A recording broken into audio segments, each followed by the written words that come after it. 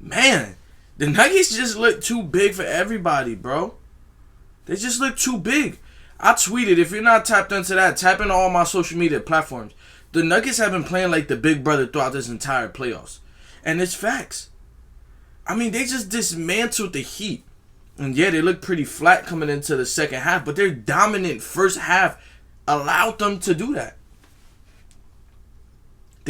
Because they were so dominant, they were allowed to have a moment of lackadaisical play. And that's crazy. I highlighted whoever was guarding Aaron Gordon. I highlighted that matchup for a reason. He has a LeBron James build, 6'8", 6'9", 280. He has a 40-inch vert. And he's pretty quick on his feet. And the Miami Heat are, like I came into this series saying the Miami Heat were small. The only person on the Miami Heat that can stay in front of Aaron Gordon is Bam Adebayo. But Bam Adebayo is too busy focused on Jokic to the point where there's mismatches all over the court. And don't forget that Michael Porter Jr. is 6'11". I mean, how big was Michael Porter Jr. in this game one? I mean, I've watched a good amount of Nuggets basketball this season. Got the league pass. If you're an NBA fan and you don't got league pass, I suggest you get it. It's worth it. Trust me. I've never seen Michael Porter Jr. play defense like that. I mean, that was amazing. Talking about 2 blocks early on, contesting everything in the paint, chasing around screens. I've never seen Michael Porter Jr. invest into defense like that. And that is just another one of the reasons why the Nuggets are as good as they are. Every single player is bought in. And I said in my finals preview video, chasing Jamal Murray is going to be an issue. He was all over the place. Backdoor cutting, hitting the three, running around, giving goals like everywhere. And it's going to take a team effort to stop him and Jokic. And then that's when you have the contributions from Michael Porter Jr., from KCP, from Bruce Brown, from Jeff Green, from Aaron Gordon. Aaron Gordon, in the first half, had 14 points, 7 for 9 from the field. And it was simple. He didn't even do much. Back pick here, get the switch onto the guard, give it to me in the post. Easy. That's how easy it was for him. The Miami Heat are going to have to make big adjustments. And going back to their defense, the Nuggets defense was not only good, and wasn't only a full team effort, it was like the most disciplined defense I've seen in a while. Maybe throughout this playoffs. The Miami Heat broke a record today, if you did not know. The Miami Heat shot the fewest free throws in an NBA Finals game ever. You can say it's refereeing, whatever. But if you watch that game in its entirety, the Denver Nuggets were literally just sitting down, playing defense, being absolutely effective everywhere. On the pick and rolls, in the paint, guarding the three. Also, it doesn't help that the Miami 3 shot historically bad. Max Strus, at one point was 0 for 8. Caleb Martin was 0 for 6 at a point. It got very bad. I don't expect the Miami Heat to play that bad again going forward.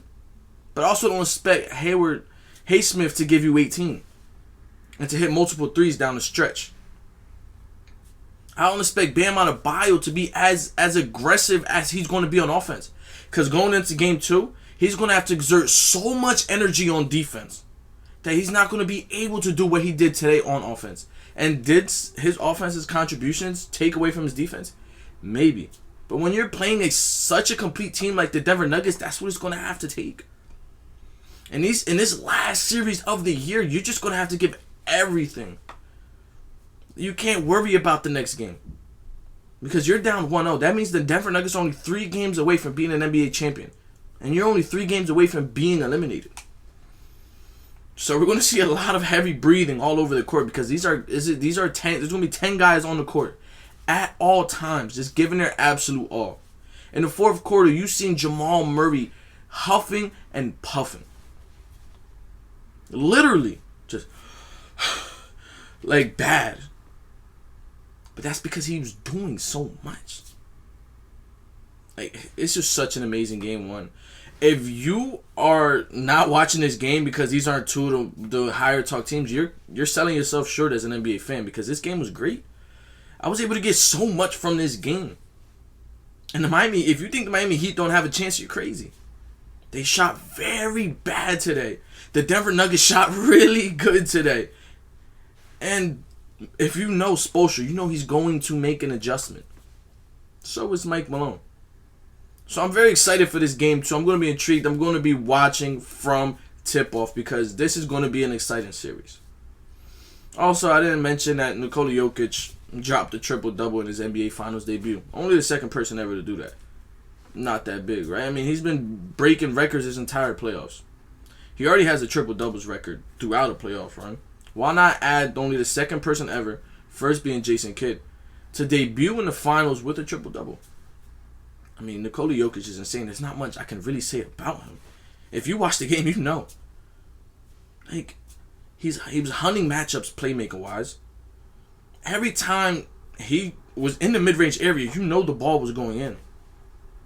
He rebounded the ball like we all expected him to rebound with this Miami Heat team. And I didn't even talk about Jimmy Butler yet. I mean, he didn't have a great game offensively. Why? I feel like I didn't see him much on the court. If you know that, he was on the court, but I didn't see that Jimmy effect that I've been seeing the entire playoffs. I mean, he had some pretty good rebounds because Jimmy Butler is a good rebounder. He made some defensive plays. But for the most part, like, Jimmy Butler wasn't able to imprint himself in his game as we know he can. So that's why I'm excited for Game 2, and I don't think it's going to be as big of a discrepancy as many may think. But, man, like, I can go on and on and on about this game, but just know I'm going to keep posting videos after every single finals game. As long as reels on my social medias down here. Stay in touch with my Twitter, my TikTok, my Instagram. Keep in touch. I'm going to be posting all the time throughout this entire series, a lot throughout this next couple of weeks. So stay tuned, man. It's been your boy B-Riff. I appreciate the love, the growth my channel was seeing in these past couple of weeks. Thank you. It's a blessing. As well as God bless you guys. Have a great night. See ya.